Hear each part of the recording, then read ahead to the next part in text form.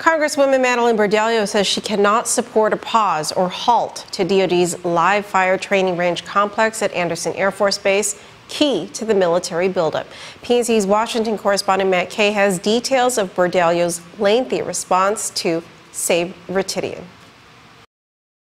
Bordallo disputes in her 10-page response to former Senator Hope Cristobal and Sabrina Perez of Save Ritidian the groups claim that an Earth Justice lawsuit over CNMI joint military training is linked to the live fire range at Ritidian. Bordallo argues DoD repeatedly confirmed the GUAM military buildup does not depend upon activities in the NMI, and cited Chief Judge Ramona Manglonia's ruling in October that the buildup has been a consistent part of the U.S.-Japan roadmap.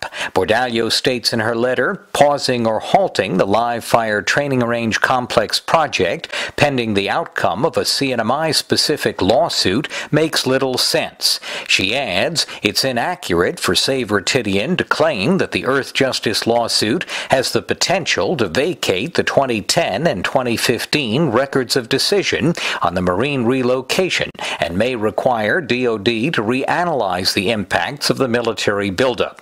Bordallo argues the Navy's final supplemental environmental impact statement that looked at possible impacts of the live fire range for each of 5 sites was separate from the 2010 record of decision, but rather informed it. And Chief Judge Manglonia noted the document actually confirmed fewer Marines would relocate to Guam, requiring less acreage. Bordallo's exhaustive letter, assembled over weeks, describes in detail DoD actions to deal with possible environmental, cultural, aquifer, and public access impacts of the live fire training complex, adding she'll seek more answers on some issues and hold the military accountable for its commitments.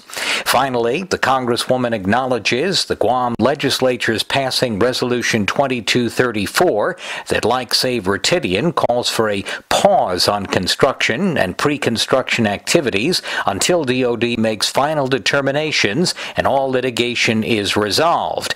Bordallo concludes, I respect the expression the legislature has made. However, I do not believe decisions on Guam should be held up by a lawsuit pending in the CNMI. She says Guam has a proud history of making our own decisions, and I do not believe we should dither and outsource that decision-making to a Washington, D.C. based environmental law firm or happenings on the CNMI. Matt Kay reporting for PNC News from Capitol Hill.